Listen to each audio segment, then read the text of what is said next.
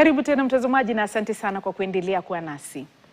Mwanablogu Tik Tok Kakan aliyekamatwa kwa kuchapisha taarifa za uongo kwenye mitandao kinyume cha sheria ameachiliwa kwa dhamana ya shilingi 10,000 baada ya kuzuiliwa kwa siku 2 katika kituo cha polisi cha Muthaiga.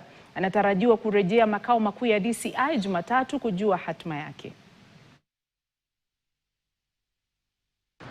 They thought maybe I'm acting with a group or something, but I told them those are my personal views, and I'm speaking out of sincere cry of many Kenyans. No one paid me to do that. I'm not on any salary from any organization to speak against injustice. So I was just exercising my freedom of speech to speak against injustice.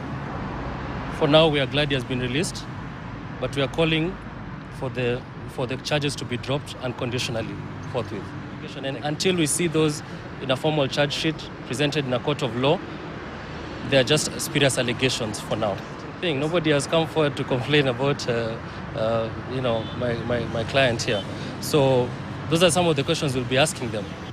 He's being accused of publishing alarming publication. First of all, that is very laughable, as there is no offense known in law as alarming publication. But what is even more shocking is that what is being purportedly said, that he allegedly said, was the statements that he said that those who are responsible for the abductions, the wrath of God is upon you.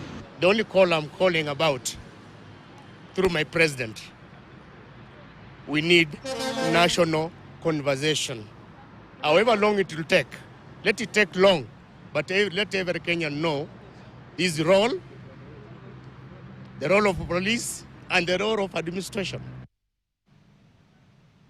Kampuni ya America Group